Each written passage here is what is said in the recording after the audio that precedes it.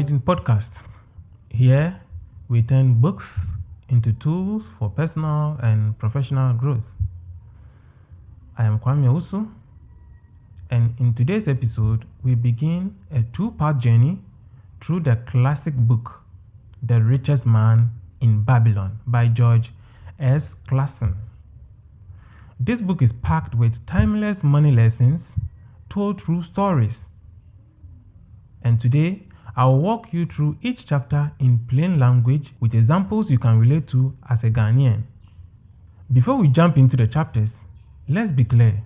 This book is for anyone who wants to stop struggling with money and start growing financially, no matter your income level. Like people living paycheck to paycheck. If you are working hard but still broke at the end of every month, this book teaches how to break that cycle through saving and budgeting, starting small. For students, recent graduates, apprentices, or NSS workers, the book offers simple financial principles to build strong habits early. Traders, artisans, and side hustlers will relate to the stories and find practical guidance on managing inconsistent income and growing small profits. If you earn a stable income but struggle to save or invest, this book teaches you how to structure your finances for long-term growth. It also gives a clear, honest plan for getting out of debt without shame and building back stronger. Many people were never taught how to manage money. This book explains the basics using relatable stories instead of financial jargon. It also emphasizes self-development, that is, learning new skills and becoming more valuable so you can increase your income over time. Now, let's dive into the chapters.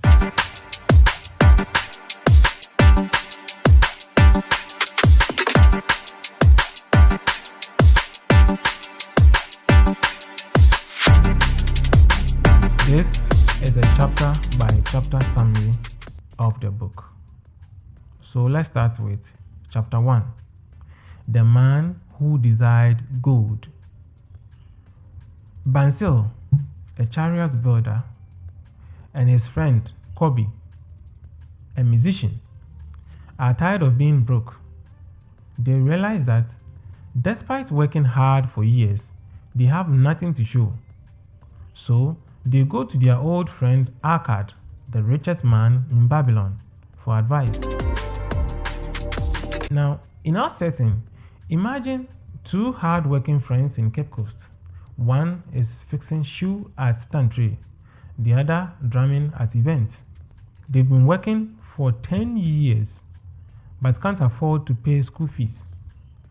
They decide to stop blaming the system and go learn from someone who is doing well financially.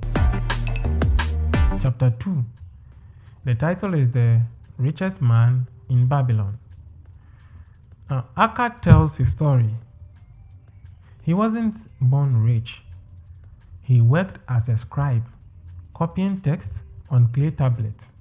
Then he met a wealthy man who taught him the first law of wealth. A part of all you earn is yours to keep. He started saving 10% of his income and slowly grew wealthy. Now, for example, you earn 1,000 Ghana cedis. You save just 100 cedis every month. That small seed grows, especially when you learn how to invest it wisely. Chapter 3. 7 Cures for a Lean Purse. This is the practical heart of the book. Akkad shares 7 steps anyone can take to escape poverty and grow wealth. Save at least 10% of your income. Don't waste money on unnecessary things. Invest so your money earns more. Avoid risky investments. Own your home if you can. Plan for retirement. And then learn new skills and grow. So let's say you are a mobile money vendor. You start by saving 5 cedis a day. Over time, you invest in a freezer, and start selling cold drinks. Now your money is working for you, not just sitting in your wallet. Chapter 4. Meet the goddess of good luck. People say others get rich because they are lucky. Our card explains that luck comes to those who act. Opportunity doesn't wait forever. Example, you hear about a free skills training at a youth center, but you say, next time. Meanwhile, your neighbor shows up, learns how to make liquid soap, and starts selling. Luck is preparation plus action. Chapter 5. The 5 Laws of Gold. In this chapter, Akkad sent his son, Namazil, into the world with 2 things, a bag of gold and 5 laws of gold. The son loses the gold, but when he finally applies the 5 laws, he becomes successful. The key laws include save regularly, invest wisely, avoid bad advice, and don't chase quick profits. Example, you earn 800 Ghana cedis. Instead of investing in a crypto scheme that promises 40% in 2 weeks, you speak to a professional and invest in a fixed deposit or treasury bill. Chapter 6. The Gold Lender of Babylon. Rodan receives gold as a reward and wants to lend it to his sister's husband for a business idea. But he is warned, never lend money unless you are sure the borrower can repay. For example, your cousin says, give me 500 cedis to start a phone accessories business. But she has no plan, no experience. Be wise. Don't let emotion lead your money. Chapter 7. The Walls of Babylon. Babylon's walls protected the city from attack. Just like that, your financial life needs strong protection. Savings, insurance, and emergency funds. For example, you earn 1,002 Ghana cedis and have no savings. One small emergency, like a hospital bill or phone repair, can wipe you out. But with 100 cedis a month saved, you create protection. Chapter 8. The Camel Trader of Babylon. Dabasil was once rich, then became a slave due to debt. He escaped slavery, returned home, and paid off his debt using a strict plan. 70% of income for living, 20% for debt, and 10% for saving. Now, a typical example. You are in debt to a Susu group. You start a side hustle selling wache on Saturdays, and then tell yourself, every week I will pay 50 cedis no matter what. You stick to it, and in 1 year you are free. Chapter 9. The Clay Tablet from Babylon. In modern times, archaeologists find Dabasil's clay tablet with his debt plan. It shows that the secret to wealth have always been the same: discipline, planning, and action. Whether it is 2025 in Ghana or 2000 BC in Babylon, money responds to discipline. Chapter 10. The Luckiest Man in Babylon.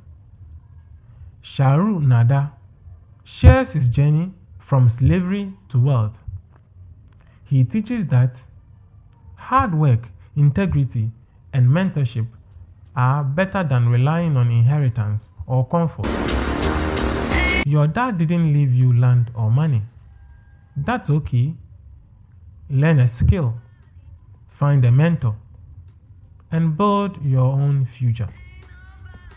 Now, the core message of the book is this: a part of all you earn is yours to keep. That one idea can change your entire financial life. If you earn 500 Ghana cedis a month, save something, even if it is 50 Ghana cedis. Because the first step to wealth isn't big money, it's consistency, and discipline. The book teaches us to save first, spend wisely, invest carefully, learn from people with experience, avoid get-rich-quick traps, plan for the future, and always grow your ability to earn more. So, whether you are a throttle mate, a teacher, a trader, or a fresh graduate, these lessons can help you build a better financial life. Now, in the next part, we break down 7 random powerful lessons from the book with relatable examples. So, stay with us.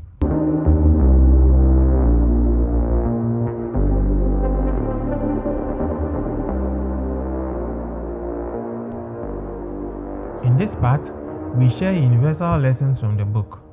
Some may overlap with the summary, and that's okay. It's good to reinforce key ideas. Universal Lesson 1. Opportunity is a haughty goddess who wastes no time with the unprepared. Opportunity won't wait for you to get ready. You must be ready when it shows up. Take this example. Essie has 400 cedis saved. A friend offers her a chance to sell small chops at event. She is ready. She buys ingredients, makes a profit. But Ekua has nothing saved. She also gets the offer, but can't take it. She missed the blessing because she wasn't prepared. So this is what you can apply. Save something regularly, even if it is 2 cedis a day. So when opportunity knocks, you are not standing there empty-handed. Universal Lesson 2. Advice is one thing freely given. Watch that you take only what is worth having. Everyone has opinions, but not all advice is helpful. Seek counsel from experienced people. Let's give you an example. Kojo wants to do cassava farming. His uncle, who is never farmed in a day in his life, tells him to just start big with 10 acres. He follows it and loses money. Meanwhile, his friend spoke to a successful local farmer, started small, and is now doing well. This is how you can apply this. Before making big money decisions, talk to people who've done it and done it well. Universal Lesson 3. Gold clings to the cautious owner who invests it wisely. Don't throw your money into risky things. Protect it and make it work safely. For example, a man gets 1,000 cedis bonus. His friend says, bring it to this sports betting app. They are hot. He almost does, but instead puts the money in a mutual fund. 2 years later, that investment helps him pay for a course that doubles his earning power. How you can apply this? Be wise. Look for safe, consistent returns. Avoid hot but shady deals. Universal Lesson 4. Every fool must learn, but don't ask a brickmaker about jewel. If you want to succeed, learn from people who actually know what they are doing. Adra wants to buy real gold as an investment. Her hairdresser tells her someone is selling it cheap. She buys it. Turns out it's fake. Meanwhile, her sister buys from a certified jeweler and resells at a profit. This is how you apply this. If you want to learn about money, talk to bankers, successful traders, or even people who read regularly about finance. Not just anybody. Universal Lesson 5. If you desire to help a friend, do so without bringing their burden upon yourself. Be generous, but be wise. Let's give you an example. Kwame gives his entire savings of 2,000 cedis to a friend to rent, hoping he will be paid back. He never gets it back, and now he can't pay his own bills. Meanwhile, Amma helps her friend by giving 100 cedis, helps her find a job, and shows her how to budget. That help is sustainable. How to apply this? Give within your means.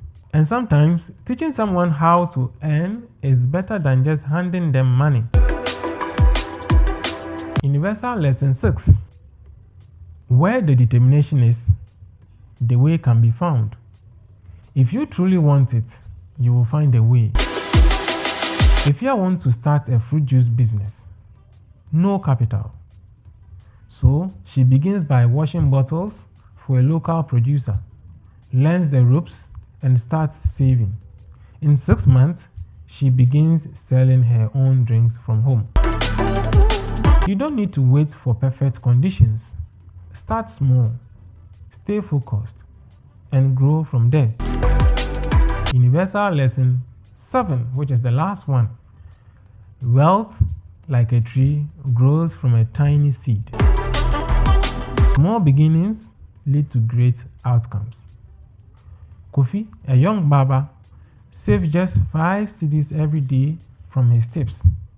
After a year, he has over 1,800 cedis.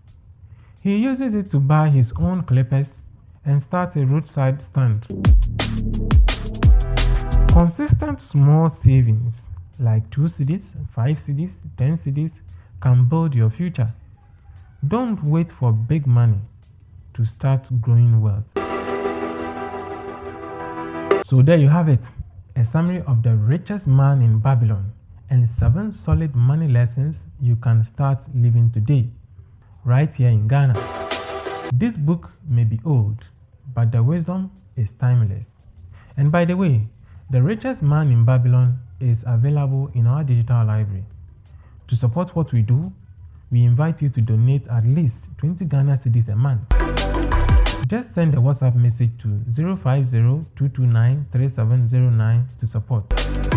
As a thank you, you will get full access to all the books in our library, entry into our support community, and the joy of knowing you are helping more Ghanaians grow through reading. Remember, it's not how much you make, it's what you do with it. Invest in your growth. If this episode was helpful to you, kindly do me a favor. Like, share it to a friend, or send it to your WhatsApp group or even your WhatsApp status. And then subscribe to this channel if you haven't already. Thanks for listening to the Maker Reading Podcast. I am Kwame Usu. Until next time, read with purpose and grow with intention. I'm out.